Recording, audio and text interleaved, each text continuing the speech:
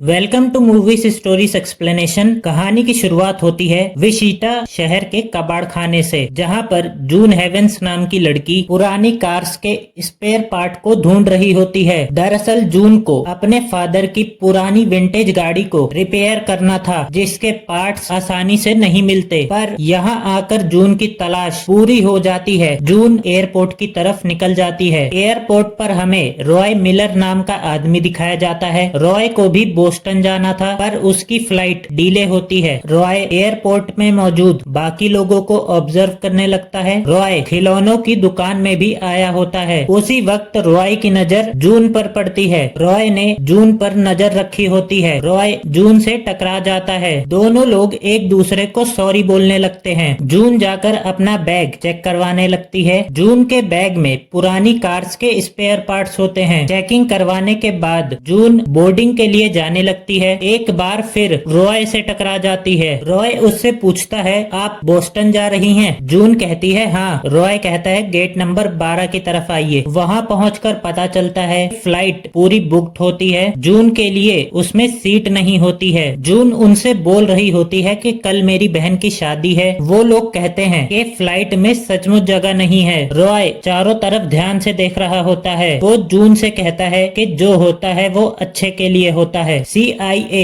Agent John को दिखाया जाता है, जो अपनी सीनियर से बात कर रहे होते हैं। सीनियर उन्हें कह रही होती है कि उसने बेशकीमती जेफर बैटरी चुराई है। जॉन कहता है कि हम उसे बोस्टन पहुंचते ही पकड़ लेंगे। जॉन देखता है कि रॉय एक लड़की से मिलता है। वो समझता है जून उसके साथ मिली हुई है। वो जून को भी उस फ्लाइट में भेज देता है। जून फ्लाइट के अंदर आ जाती है। दोनों लोग एक दूसरे से बात करने लग जाते हैं। रॉय पूछता है कल आपकी बहन की शादी है? जून कहती है मैंने झूठ बोला था, शादी सैटरडे को है। टर्बुलेंस के वजह से जून का बैग भी गिरने लगता है, जिसे रॉय पकड़ लेता है। जून के कपड़ों पर जूस गिर गया था, जिसे साफ करने के लिए वो वॉशरूम में जाने लगती है। रॉय कहता है मैं आपको छोड़ देता हूँ। उसके वॉशरूम के अंदर जाते ही फ्लाइट में बैठे हुए बाकी सारे लोग एजेंट्स थे, वो रॉय के ऊपर हमला कर देते हैं। पर रॉय उन सभी को एक एक करके हराने लगता है। पायलट रॉय को गोली मारता है। रॉय बच जाता है। रॉय पायलट को गोली मारता है, वो नहीं बचता। उस पायलट से गलती से दूसरे पायलट को भी गोली लग जाती है। जून वॉशरूम के बाहर आती है। रॉय हाथ में 2 ड्रिंक्स के गिलास लेकर बैठा होता है। जून उसके पास आकर उसे किस करने लगती है। कॉकपिट का दरवाजा खुला होता है। रॉय जून से कहता है चिंता मत करो, मैंने सिचुएशन को संभाल लिया है। जून से बताता है हमारे पायलट्स नहीं रहे। जून ये सुनकर हंसने लगती है, उसे ये मजाक लगता है। रॉय कहता है अच्छा हुआ तुम घबराई नहीं। रॉय कॉकपिट की तरफ जाने लगता है। कहता है फ्लाइट भी तो लैंड करवानी पड़ेगी। फ्लाइट में फिर टर्बुलेंस होता है। जितने भी बेहोश लोग थे सब गिरने लगते हैं, जिन्हें देखकर जून डर जाती है। जून कॉकपिट के अंदर आती है। वो देखती है रॉय फ्लाइट उड़ा रहा होता है। पायलट सच में मरे पड़े होते हैं, बोस्टन शहर पहुंच गए होते हैं। रॉय यहाँ पर एक खेत में फ्लाइट लैंड करवा देता है। रॉय उसे पीने के लिए एक ड्रिंक देता है। अपने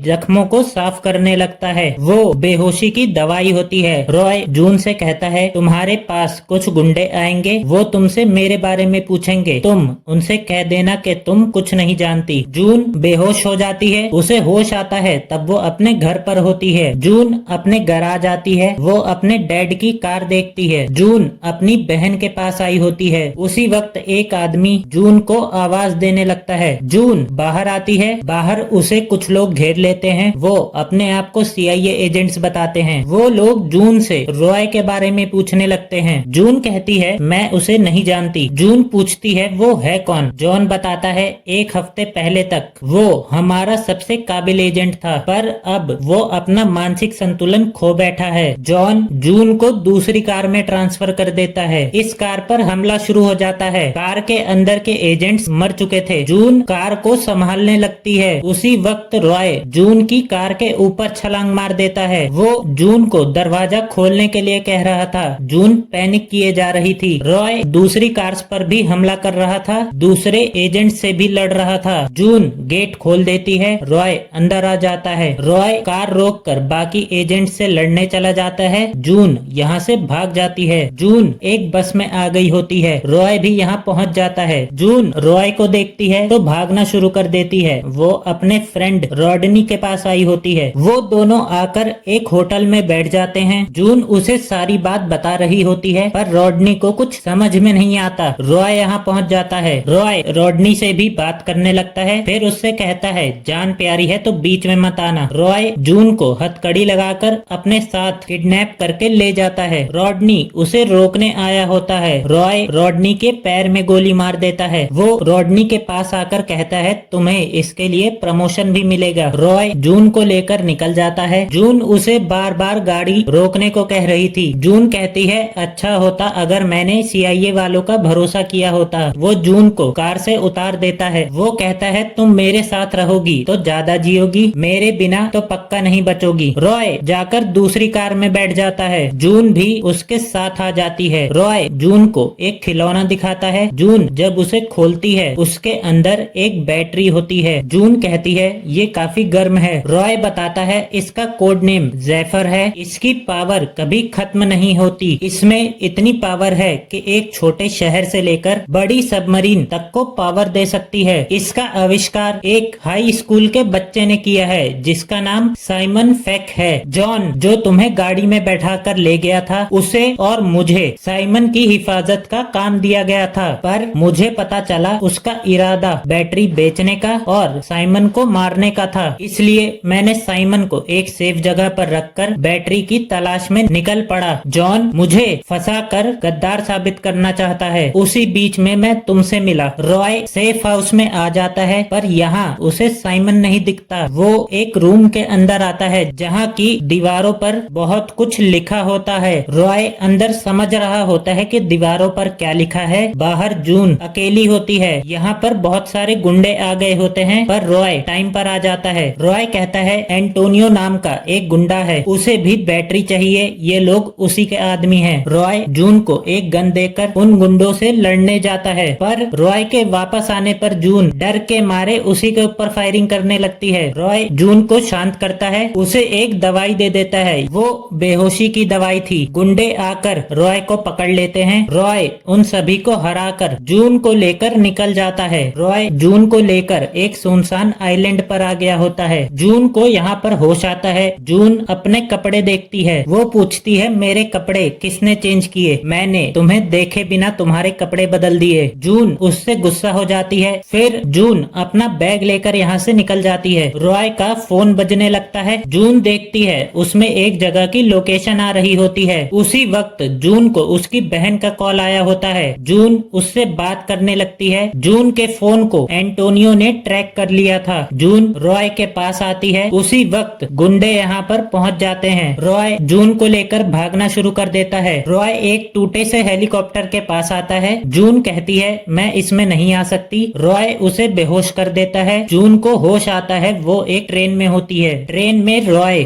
साइमन के साथ होता है। जून ट्रेन के होटल एरिया में आ जाती है। वेटर बताता है हम ऑस्ट्रिया में हैं। जून ऑर्डर देने लगती है। उसी वक्त एक आदमी उससे बात करने लगता है। जून उससे पूछती है तुम साइमन फेक हो? वो आदमी बोलता है हाँ। उससे कहती है मैं रॉय की दोस्त हूँ। जून के जूते में एक चिट लगी होती है। जून उसे पढ़ती है। उसमें लिखा होता है रूम में ही रहना, मैं साइमन के साथ हूँ। जून समझ जाती है ये गलत आदमी है, यहाँ से जाने लगती है। वो आदमी जून का पीछा कर रहा होता है। रॉय कह रहा होता है जून पता नहीं कहाँ चली गई। जून उस आदमी से बचते हुए ट्रेन के लास्ट बोगी में आ जाती है। वहाँ पर एक शेफ होता है जिसे वो आदमी मार देता है। वो जून पर भी हमला कर देता है। उसी वक्त साइमन यहाँ पर पहुँच जाता है, उसके साथ रॉय भी, पर वो आदमी रॉय को भी पीटने लगता है। जून उस आदमी से लड़ने लगती है। उससे बचने की कोशिश में उसको चाकू मार देती है। वो चाकू निकाल कर जून पर हमला करने वाला होता है पर रॉय उसे ट्रेन के बाहर फेंक देता है। जून एक होटल में होती है। वो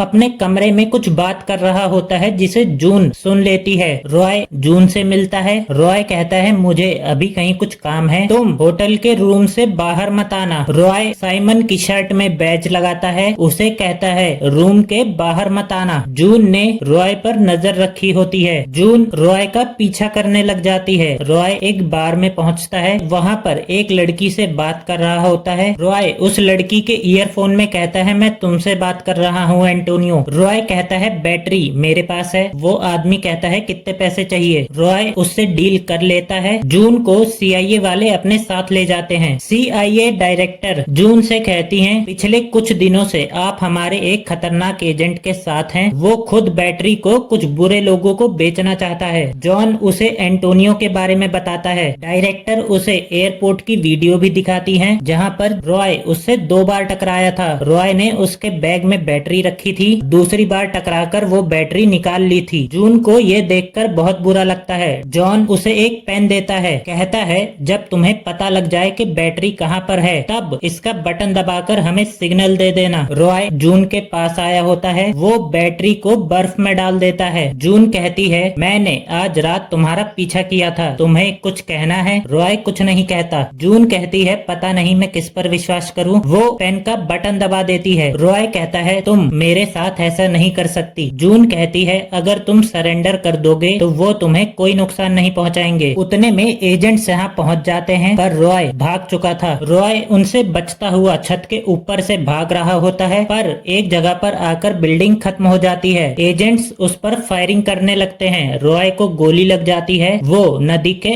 अंदर गिर जाता है। वो लोग साइमन को भी हिरासत में ले लेते हैं। रॉय की लाश ढूंढने में लग जाते हैं। जून अपने घर आ जाती है, अपनी बहन की शादी अटेंड करती है। साइमन को जॉन अपने साथ लेकर जा रहा होता है। जॉन अपने साथी एजेंट को मार देता है। एंटोनियो को कॉल करके कहता है, मैं साइमन को लेकर आ रहा हूँ। जून को अपने गैराज में याद आता है कि रॉय के फोन पे उसने एक लोकेशन देखी थी। जून उस लोकेशन की तरफ निकल पड़ती है। वो लोकेशन एक घर की होती है। जून घर के अंदर झांक रही होती है। एक बूढ़ा आदमी उसे देख लेता है। वो बंदूक लेकर घर के बाहर आता है। जून उसे कहती है, मैं गाड़ी के पुर्जे लेकर आई हूँ जो आपने ऑर्डर किए थे। उसकी वाइफ कहती है, तुम भीग चुकी हो, अंदर आ जाओ। उसकी वाइफ जून के कपड़े दे देती है, कहती है तुम चेंज कर सकती हो। जून को रॉय की फोटो यहाँ दिखती है। वो औरत बताती है, ये हमारा बेटा मैथ्यू है, कुवैत के हेलीकॉप्टर क्रैश में मारा गया। वो स्काउट में था, स्विमिंग में अवार्ड मिला था। वो बड़ी से बड़ी नदी को एक ही सांस में पार कर सकता था। जून उनके घर से निकल जाती है। वो किसी को कॉल करके कहती है कि बैटरी मेरे पास है, उसका सौदा करना है तो मुझसे आकर मिलो। कुछ लोग उसका पीछा करते हैं, उसे किडनैप करके स्पेन ले आए होते हैं। वो एंटोनियो के पास होती है। एंटोनियो कहता है, तुमने मेरे आदमी को जो बैटरी दी वो नकली थी। जून हंसने लगती है। वो कहती है, रॉय मुझे बहुत पसंद है। होटल में उसने मुझे